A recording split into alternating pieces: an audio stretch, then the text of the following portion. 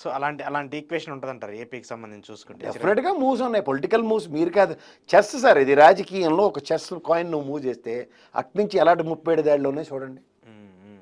ఎవడు దేవగౌడ ఆయనకి విశ్వసనీయతకి విధేయతకి వీర మారుపేరు ఆయన. హ్మ్. దేవగౌడ లాంటి చంద్రబాబు నాయుడు గారితో ఉన్న సమన్వయం అవును. మామూలుది కాదు. ఆయన ఎందుకు మాట్లాడు డిస్ప్రపోర్షనేట్ బ్లూ? హ్మ్. అదే ఆయన ఆయన రివర్స్ అయ్యాడు కదా అదే. హ్మ్. మీకు అర్థమవుతున్నాయా? పొలిటికల్ మీరే కదా తెలివితే అట్లా కాయిన్ కొట్టేస్తాం. స్ట్రైకర్ ఉందని బడేమని కొడితే రెడ్ పడిపోయింది. ఫస్ట్ ఫాలో అప్ కాయిన్ వేస్తేనే రెడ్ వస్తుంది. ఓకే. ఫాలో అప్ కాయిన్ కాకపోతే రెడ్ తీసుకొచ్చి మధ్యలో పెడతారు. హ్మ్. అలా ప్రతిసారి అదే జరుగుతున్నాయి ఈ రీసెంట్ పాస్ట్ డెవలప్మెంట్స్ అన్ని. హ్మ్. రాబోయే రోజుల్లో జరగచ్చా, కొంచెం టైం తీసుకొని జరుగుద్దా? మీరు గట్టిగా మూవ్ చేస్తే అట్నుంచి చాలా సిద్ధంగా ఉన్నారు. ఇక్కడ నుంచి లొకేషన్ ఎంబర్ట్ చేయడమో లేదంటే ఇంకోటి చేస్తే అక్కడ నుంచి వాళ్ళు ఇప్పుడు ఈసారికి వీళ్ళు ఇలా శబ్దం అయిపోయి తప్పైపోయింది సార్, దాసరి తప్పులు దండంతో సరే ఇదేం లేదు సార్. అందుకే చూడండి నేను చంద్రబాబు నాయుడు గారు అసలు బటన్లు నొక్కేస్తే ఏమవుతుందో జగన్మోహన్ రెడ్డి మళ్ళీ అవ్యాసం కేజ్రీవాల్ని కూడా ఆపాదించి వాళ్ళని ఆయనే తిడుతున్న విషయం మర్చిపోయాడు ఆయన. ఆయన ఒకప్పుడు ఆయన కోసం సపోర్ట్ చేసి ప్రచారం చేసినటువంటి వ్యక్తి. ఆయన కోసం కదా, అది ఒరిజినల్గా బీజేపీ ప్లాంటెడ్ క్రీచర్ అని బ్రహ్మాండంగా తెలిసిన వ్యక్తి చంద్రబాబు నాయుడు గారు. ఆయనే కేజ్రీవాల్ కొంచెం మాటేస్తుంటే వాళ్ళు ఊరుకుంటారు. కేజ్రీవాల్ వెళ్తాడు, ఏం మనోడు మనకే తెస్తాడు ఏడు సంగతి అన్నారు అనుకోండి, అప్పుడు మళ్ళీ ఇంకో మడత కాజా. ఓకే. ఓకే. సో ఏంటి ఇప్పుడు బడ్జెట్ అన్నారు, రేపు అసెంబ్లీ సమావేశాలు జరగబోతున్నాయి. ఇప్పుడు ఇళ్ల స్థలాలకు సంబంధించి మళ్ళీ కొత్త మూవ్ తీసుకున్నారు. అనర్హులు ఎవరైతే ఉన్నారో వాళ్ళందరికీ కూడా రద్దు చేయమని. అవన్నీ బాగానే చేస్తారు కానీ పెన్షన్లో కూడా రద్దు చేయమని చెప్పేసి. అదే సార్ ఇది బాగానే ఉంది. మొన్న ఒక డేటా వచ్చింది సార్, కేంద్ర ప్రభుత్వం ఒక 80 లక్షల ఇల్లులు రాష్ట్ర వ్యాప్తంగా అందరికీ శాంక్షన్ చేసింది. ఏది ఏపీ రాష్ట్రానికి సంబంధించి? అన్ని రాష్ట్రాలకి. ఓకే. 84.37 లక్షల ఇల్లులు శాంక్షన్ చేసింది. అందులో మన ఆంధ్రప్రదేశ్కి 684 ఇళ్ళు శాంక్షన్ చేస్తే 505 ఇళ్ళు మాత్రమే మంజూరయ్యాయి. 6,600 684 అదే 684 ఏంటి అంత తక్కువ? అందులో గ్రౌండ్ అవుతున్నవి 505. మన మణిపూర్ మనకన్నా బుడ్డ రాష్ట్రం 7,000 ఇల్లు శాంక్షన్ చేయించుకున్నారు వాళ్ళు. చదువుతా డేటా చదువుతాను ఎందుకు గాబరా. మహారాష్ట్ర 19,66,767 ఇల్లు మంజూరైతే ఇల్లు కేటాయిస్తే 12,25,412కి మంజూరు చేశారు.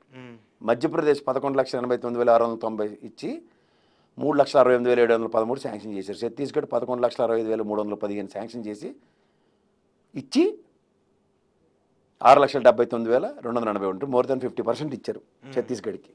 కొత్తగా వచ్చింది కదా ప్రభుత్వం. బీహార్కి అయితే ఎలక్షన్ కాబట్టి తగ్గిస్తారు.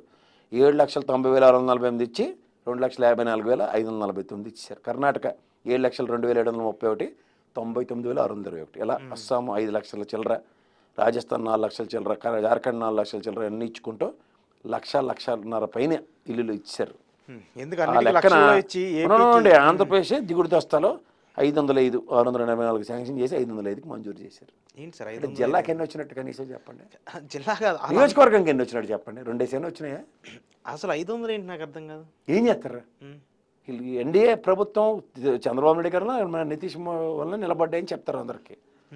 ఇచ్చింది మనకి జనాభా ఉంటే పవన్ కళ్యాణ్ జగన్మోహన్ రెడ్డి ఇల్లు కాలనీ పేర్లు మార్చండి. మార్చుకో. ఏవి ఇల్లు ఏవి నువ్వు తెచ్చినవి?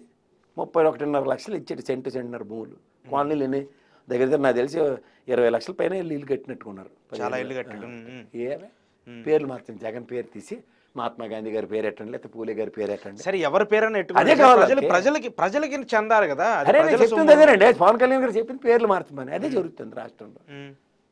వీళ్ళకి అధికారులు కేంద్రం నుంచి 500 రావడం ఏంటి సార్? అది అది ఏం చేయగలరు? మీరేం చేయగలరా? మనం ఏం చేయాలి? చంద్రబాబు నాయుడు గారు ఏడు చేయలేపారు, మీరు ఏడు చేయగలరు, నేను ఏడు చేయగలను. వీళ్ళు ముగ్గురిని సంతానపరిచిన పవన్ కళ్యాణ్ గారు ఏడు చేయలేపారు, నేను ఏడు చేస్తాను, మీరు ఏడు చేస్తారు. ఏమీ లేకపోయినా రాజకీయాల్లో ఎంపీ అయిపోతారు కాబట్టి పురంధేశ్వర్ గారు కూడా ఏం చేయలేరు. ఏటైపోతారు? సరే ఇక్కడ ఇవ్వలేదు. జగన్మోహన్ రెడ్డి ఇచ్చిన వాటిలో కూడా మళ్ళీ అనర్హులు ఏంటి, కొంతమంది ఎలిగేషన్ చేశారు, అవన్నీ తీసేయటం ఏంటి? సామాన్యులందరూ ఏమివ్వాలి? ఏమవ్వాలి? 6 బుల్లెట్లు ఇస్తున్నారు కాబట్టి 6 బుల్లెట్లు దిగేయాలి అంతే. కూర్చోమండి. 5 ఏళ్ళు ఎవరైనా నేనేది చేయలేను, ప్రజలు అంతకన్నా ఏది చేయలేరు, ఎవరూ ఏం చేయలేరు. 5 ఏళ్ళ తర్వాత తిరిగి వీళ్ళకి పట్టం కట్టినా నేను మీరు కూడా ఏమీ చేయలేము. అలాగే ఉండమే. ఊరుకున్నంత ఉత్తమం బోడుకున్నంత సుఖం లేదని నేను ప్రతిసారి బోడుగుండు కొట్టించుకునే ఉంటాను. ఆ పెన్షన్లో కూడా సగం మందికి అనర్హత ఉన్న వాళ్ళందరూ కూడా తీసుకుని అవన్నీ జరుగుతాయి సార్. ప్రతి రాజకీయంలోనూ రాజకీయ పార్టీలు అధికారంలోకి రాగానే నేను మీరు వీరు అని వేరు చేయడంలో సిద్ధహస్తులు.